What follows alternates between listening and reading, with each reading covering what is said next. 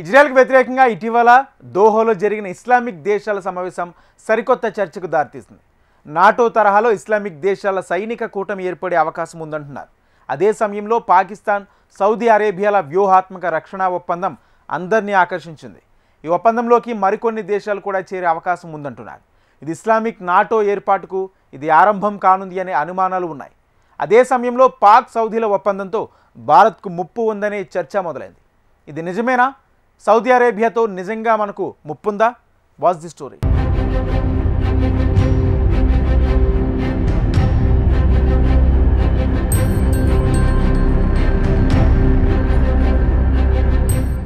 ఇప్పటివరకు యూరోప్లో అమెరికా నేతృత్వంలోని నాటో సైనిక కూటమి పేరే విన్నాం. ఇప్పుడు ఇస్లామిక్ దేశాలు కూడా ఇదే తరహా కూటమి ఏర్పాటు దిశగా సన్నాహాలు చేస్తున్నాయా? ఇటీవల ఖతార్ రాజధాని దోహాలో హమాస్ నాయకులను హతమార్చేందుకు ఇజ్రాయెల్ జరిపిన దాడి ప్రపంచవ్యాప్తంగా ప్రకంపనలు సృష్టించడం తెలిసిందే. ఇజ్రాయెల్ దాడిని తీవ్రంగా పరిగణించిన ఇస్లామిక్ దేశాలు దోహాలో సమావేశమయ్యాయి. Saudi Arabia, Turkiye, Kuwait, Iran, Iraq, Egypt, Indonesia, Malaysia సహా 50కి పైగా దేశాల అధినేతలు, మంత్రులు ఇందులో పాల్గొన్నారు. ఈ దేశాల మధ్య, ముఖ్యంగా గల్ఫ్ దేశాల మధ్య ఆధిపత్య పోరు ఉన్నప్పటికీ ఒక యూదు దేశం సాటి ఇస్లామిక్ దేశంపై దాడికి దిగటం ఆగ్రహం తెప్పించింది. ఖతార్పై దాడిని ఖండిస్తూ ఐక్యంగా నడుచుకోవాలని నిర్ణయించింది. దీనికోసం సంయుక్త యంత్రాంగాన్ని క్రియాశీలం చేయాలని, తమలో ఏ ఒక్క దేశంపై దాడి జరిగినా అందరిపై దాడిగానే భావించాలని తీర్మానించింది.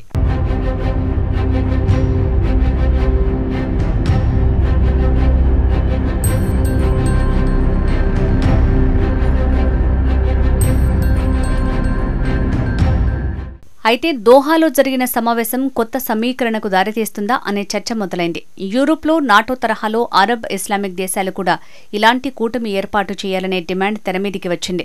ఇదే దశలో సౌదీ అరేబియా, పాకిస్తాన్లు వ్యూహాత్మక రక్షణ ఒప్పందం కుదుర్చుకున్నాయి. ఈ ఒప్పందం ప్రకారం ఇరు పక్షాల్లో ఎవరిపైన దాడి జరిగినా అది ఇద్దరిపైన జరిగిన దాడిగానే గుర్తిస్తారు.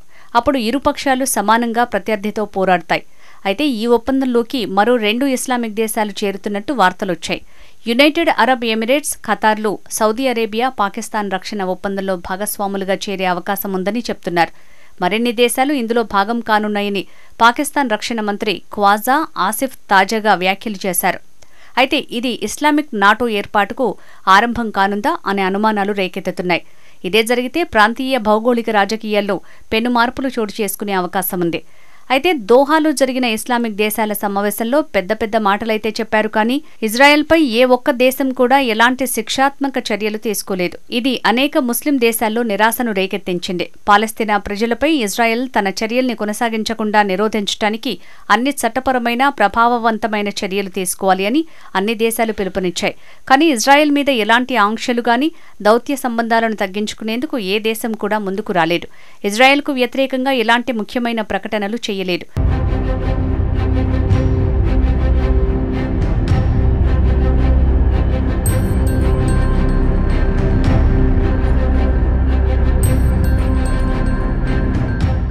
గాజాపై ఇజ్రాయెల్ విజృంభిస్తున్న ఈ సమయంలో వీరంతా మౌనంగా ఉండటం గమనార్హం. సౌదీ అరేబియా కూడా ఈ వివాదంతో అంటీముట్టనట్లు ఉంది. వాస్తవానికి ఖతార్కు సౌదీకి ముందు నుంచే పడదు. సమావేశానికి హాజరైనా కూడా Saudi prince Mohammed bin Salman కనీసం ప్రసంగించలేదు. అమెరికాకు ఇటు సౌదీ, అటు ఇజ్రాయెల్తో సత్సంబంధాలు ఉండటంతో జాగ్రత్త పడి ఉండొచ్చు. అయితే పాకిస్తాన్లో సౌదీ అరేబియా ఇలాంటి ఒప్పందం ఎందుకు కుదుర్చుకుందనే చర్చ జరుగుతోంది. ప్రపంచంలోని అత్యంత ధనిక దేశాల్లో సౌదీ అరేబియా ఒకటి. అతిపెద్ద చమురు ఎగుమతిదారు. సౌదీకి అమెరికా నుంచి పూర్తి సైనిక సహకారం ఉంది. సౌదీ వద్ద 280 ఫైటర్ జెట్లు, అమెరికా 4వ తరం F-15S, F-15Cలు, యూరోఫైటర్ టైఫూన్లు, జర్మనీ నుంచి దిగుమతి చేసుకున్న పనావా టోర్నడో జెట్లున్నాయి. అమెరికా తయారు చేసిన థాడ్ పేట్రియాట్ క్షిపణి రక్షణ వ్యవస్థ, చైనా క్షిపణులు ఉన్నాయి. బాలిస్టిక్ క్షిపణి కార్యక్రమాన్ని సైతం సౌదీ ముందుకు తీసుకువెళ్తోంది. అయితే అమెరికాతో ఒప్పందం కారణంగా అణ్వాయుధాలు లేకపోవటం సౌదీ అరేబియా బలహీనత. అదే సమయంలో పశ్చిమాసియాలో అణ్వాయుధాలు ఉన్న ఒకే ఒక్క దేశం ఇజ్రాయెల్.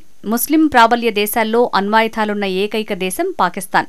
ఇజ్రాయెల్ను హెచ్చరించాలన్నా, తమపై కాలు దువ్వకుండా ఆపాలన్నా అణ్వాయుధాల బెదిరింపులు అవసరమని సౌదీ భావిస్తోంది. అందుకే ఈ ఒప్పందంపై సంతకాలు చేసింది.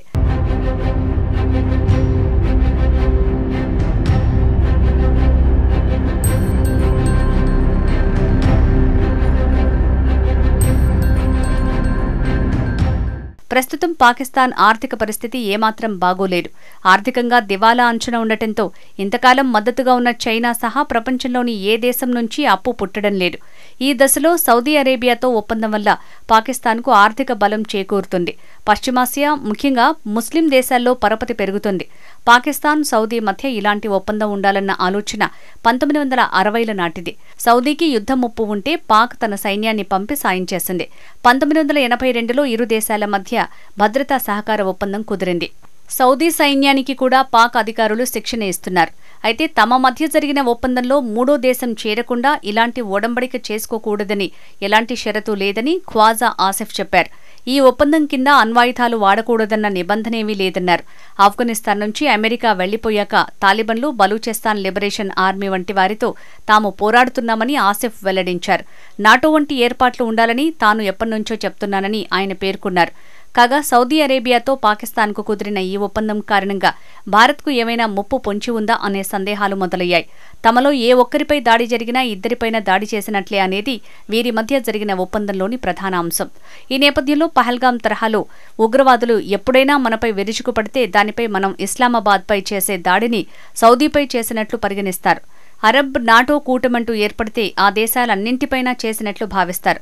ఒక రకంగా పాకిస్తాన్ మన దేశంతో జరిగే ఘర్షణల్లోకి ఉద్దేశపూర్వకంగా సౌదీ అరేబియాను లాగిందా అనే అనుమానాలు ఉన్నాయి. ఇదే గనుక జరిగితే భారత్కి ఉన్న గల్ఫ్ డిప్లొమసీని సమస్యలోకి నెడుతుంది. భారతదేశం మీదకు పాకిస్తాన్ యుద్ధానికి వస్తే సాటి ఇస్లామిక్ దేశం కదా అని సౌదీ అరేబియా సాయానికి వస్తుందా అంటే అస్సలు రాదనే చెప్పక తప్పదు. ఎందుకంటే పాకిస్తాన్ మీద భారత్ ముందుగా దాడి చెయ్యదు. కవ్విస్తే ఆపరేషన్ సింధూర్ లాంటి గట్టి బుద్ధి చెప్తుంది. ఇక్కడ పాక్, సౌదీల మధ్య ఒప్పందం పెద్దగా ఉపయోగపడదు.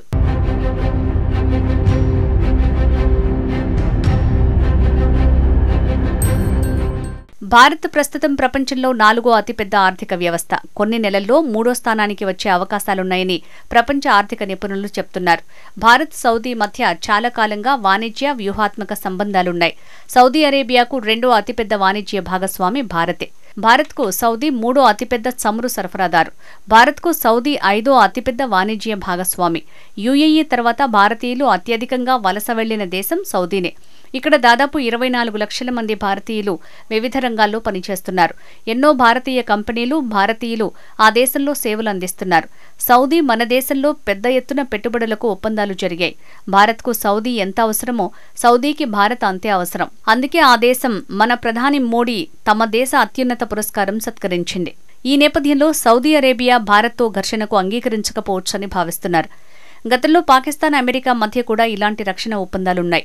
1955లో ప్రచ్ఛన్న యుద్ధ సమయంలో సీటో పేరుతో America, France, Australia, New Zealand, Philippines, థాయిలాండ్లతో పాకిస్తాన్ ఓ సైనిక కూటమిలో ఉండేది.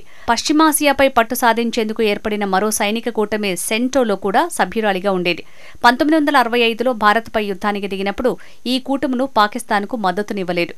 ఇదేంటని అడిగితే నీ తెలివి తక్కువతనంతో భారత్ మీద యుద్ధానికి దిగావని అమెరికా మందలించింది. ఇక్కడ గమనించాల్సిన మరో విషయం ఏంటంటే సౌదీ అరేబియాకు పాకిస్తాన్ కేవలం సెక్యూరిటీ గార్డులా పనిచేస్తోంది. ఇందుకు సౌదీ డబ్బు చెల్లిస్తుంది. మరి పాకిస్తాన్కు అవసరమైనప్పుడు సౌదీ సైనిక సాయం చేస్తుందా అంటే చేయకపోవచ్చనే చెప్పక తప్పదు. ఎందుకంటే సౌదీ దగ్గర అంత సైనిక శక్తి లేదు. ఒకవేళ కర్మగాలి పాకిస్తాన్కు సాయంగా మన దేశం మీదికి ఇస్తే మనకు ఆందోళన అవసరమే లేదు. ఎందుకంటే అటునుంచి భారత్ మిత్రదేశం ఇజ్రాయెల్ చూసుకుంది. అమెరికా మౌన ప్రేక్షకునిలా చోద్యం చూస్తుంది.